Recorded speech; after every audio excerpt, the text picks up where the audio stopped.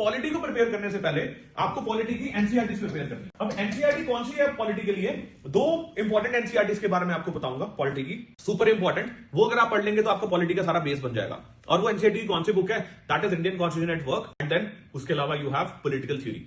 ये दो एनसीईआरटी की किताब आप पढ़ लेंगे, क्लास 11 12 को रेफर कर लेंगे, you are good to go. उसके अलावा आपको एनसीईआरटी कोई और टच करने की जरूरत नहीं पड़ेगी। एंड ये भी फ्री ऑफ कॉस्ट हमारे लॉन्च पैड आईएएस चैनल के ऊपर पड़ी है। आप जाएंगे प्लेलिस्ट में, वहां एनसीईआरटी की प्लेलिस्ट है, उस प्लेलिस्ट में आपको पॉलिटी की एनसीईआरटी मिल जाएगी। पॉलिटिकल थ्योरी मैंने ही करवाई है वहां पर, आप जाके जरूर देखिएगा उसको। उसके अलावा फिर आगे कैसे पढ़ेंगे गाइस? आगे आप एम लक्ष्मीकांत पढ़ेंगे तो आप आगे ऑटोमेटिकली बढ़ते जाएंगे। लेकिन खाली एम लक्ष्मीकांत पढ़ के आप पीवाईक्यूज जो है वो प्रीलिम्स के कर सकते हैं, या प्रीलिम्स के एग्जाम को आप क्रैक कर सकते हैं। मेंस के लिए फर्दर आपको क्या करना पड़ेगा? रेफर करना पड़ेगा किस चीज को? न्यूज़पेपर को रेफर करना पड़ेगा, करंट अफेयर्स को आपको अच्छे से रेफर करना पड़ेगा।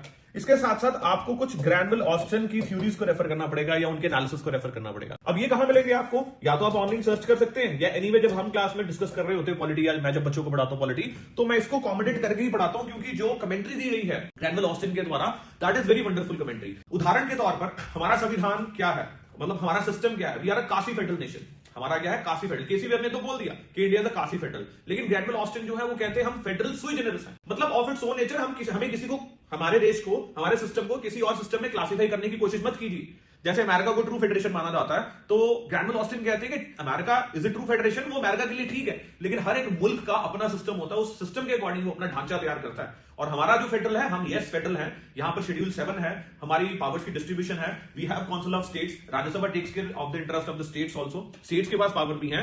एंड हमारा जो फेडरल सिस्टम है, it is federal sui generis, that means of its own nature. एक और एग्जांपल देता हूं आपको with respect to Indian constitution को। वो क्या बोलते हैं? It is organic document, it's a living document. ये depending upon the social consciousness document change होता जाता है। एंड फर्दर इसी डॉक्यूमेंट ने क्या किया? इंडियन सोसाइटी को ट्रांसफॉर्म किया।